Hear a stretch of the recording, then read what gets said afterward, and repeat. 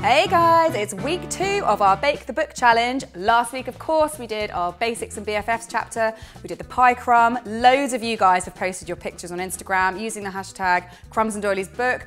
We love seeing it. Of course, this week, it's Cupcake chapter. Now, cupcakes is how Crumbs and Doilies made our name. I literally made my name, Cupcake Jemma, doing cupcakes. This is a cupcake which we developed, which is really different to the rest of our cupcakes, actually, and it's the Breakfast Bowl Cupcake. It is one of my favorites. It's a really, really moist, not too sweet sponge. It's got 2 different flavors of icing and loads of yummy toppings on the top, and I absolutely love making this one. Don't forget, if you're joining in with the Bake the Book challenge, make sure you join the community and take pictures, put them on Instagram, TikTok, or wherever you put your videos and your pictures so we can all hang out together. This is a very, very simple wet and dry sponge. I have 155 grams of self-raising flour. I'm just going to put that through a sieve, along with 140 grams of caster sugar, a 1/4 teaspoon of bicarbonate of soda, a good pinch of salt, and then also some ground nutmeg. It's about 1/8 teaspoon, but I like to do it freshly ground. And you just need to shuffle that through the sieve, which will not only get rid of nuggets, it will also help to mix all those ingredients together. Meanwhile, over here, I'm gonna mix my wet ingredients together. So I've got 190 grams of just plain yogurt. I like to use like natural yogurt. I think it's got the most flavor. It's really nice and creamy, also really tangy. And then I'm going to add 2 large free-range eggs. One at a time, because I'm not very good at this. Hey. I've also got 85 grams of good quality olive oil, and I'm also adding 1/4 teaspoon of vanilla extract. Don't forget you can get that on cupcakejemma.com. Get the good stuff. So now I'm just gonna whisk those together really well, just to make sure everything's really well incorporated and all the eggs have broken up and it's a nice sort of sludgy mixture. And then you can add your dry ingredients to your wet ingredients. It's always best to do it that way around, because then you don't have two really messy bowls to wash up, just one. And then just whisk that all together just until it's really smooth and lump-free. And obviously this is a pretty runny batter, so I am going to do the decent thing and decant it into a jug. It'll just make it a lot easier to pour it into my cupcake cases.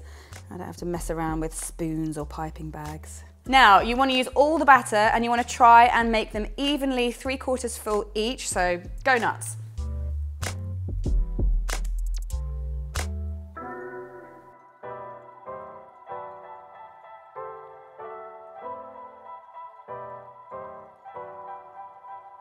And now you want to bake these at 170 degrees C for 18 to 20 minutes, and they're ready when they're nice and springy on the top.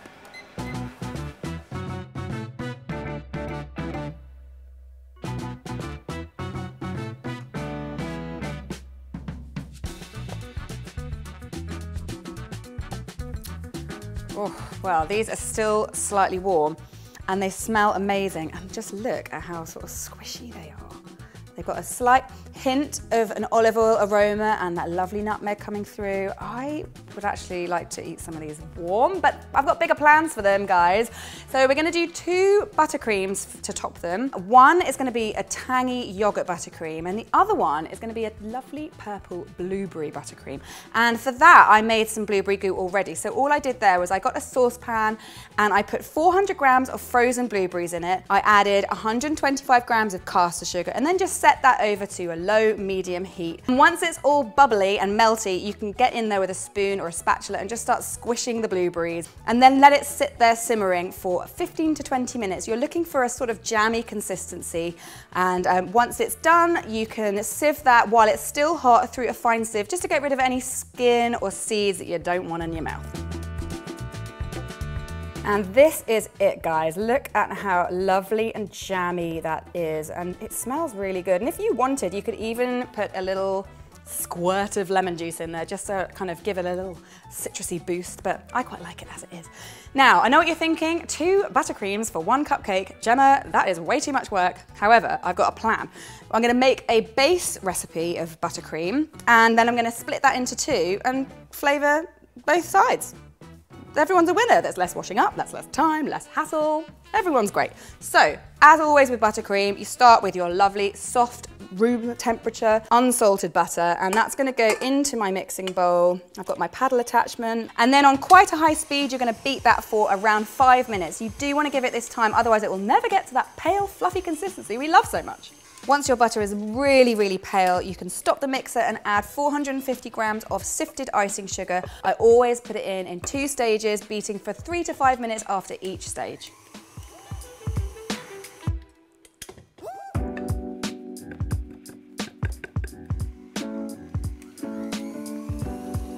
Also, sling in 1/4 teaspoon of salt as well.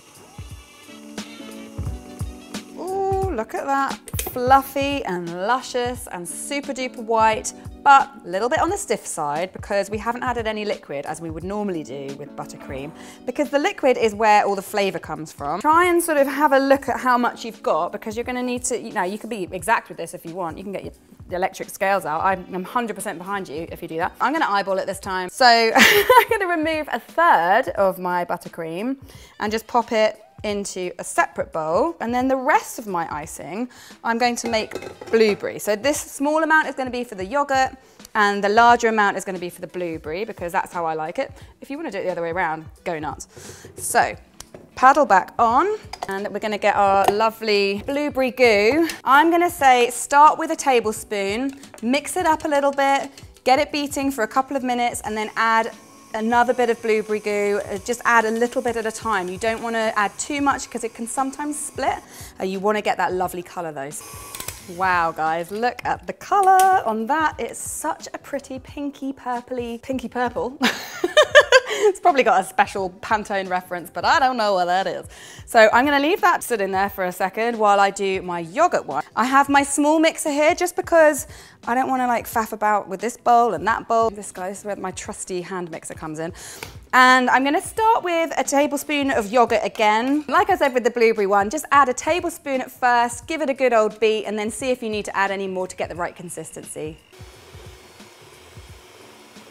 Fluffy, white, tangy buttercream. Yum. Now, these are 2 delicious buttercreams, but they're going to be applied differently. So you want to put them into piping bags, a large one and a small one perhaps, with round piping nozzles. And then we're going to clear the decks and get on with the decoration.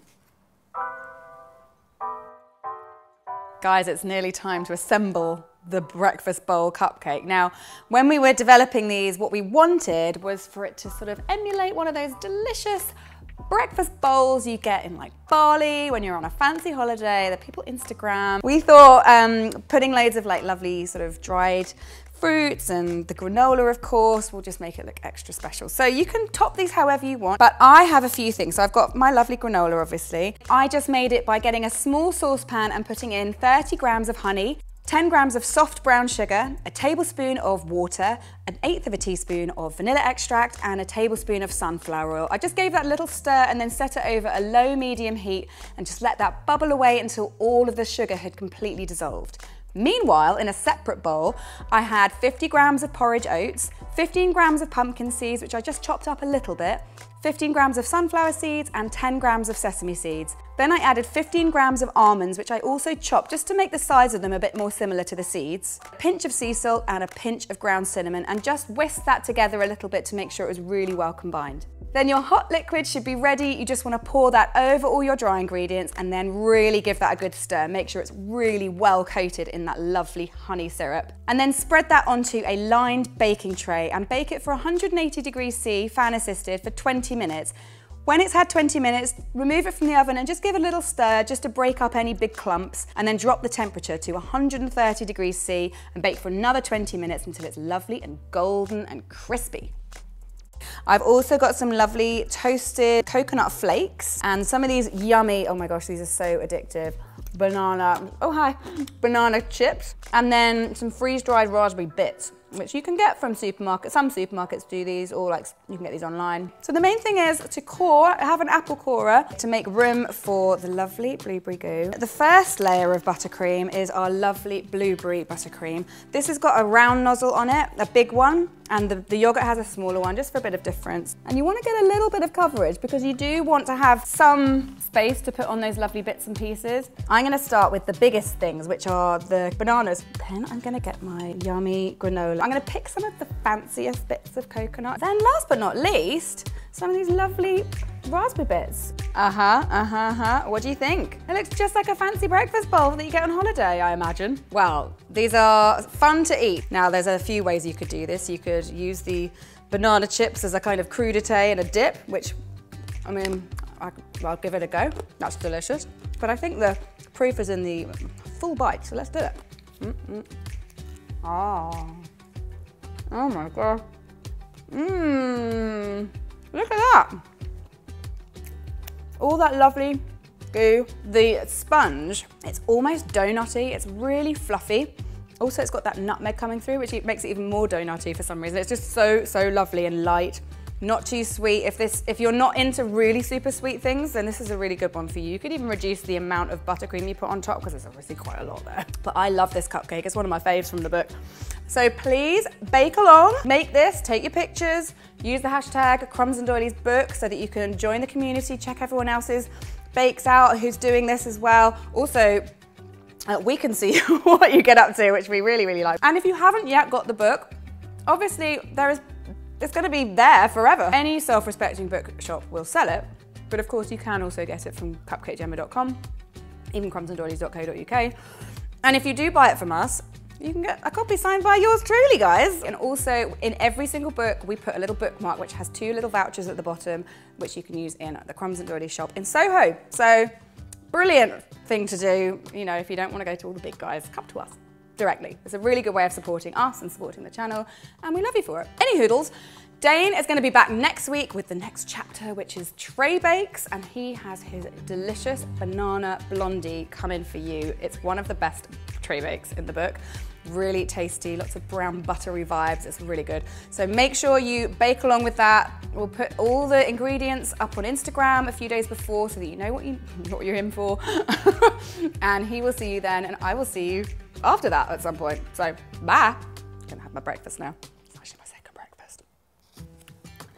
Might have a third one with granola and yogurt because I've got some. Why not?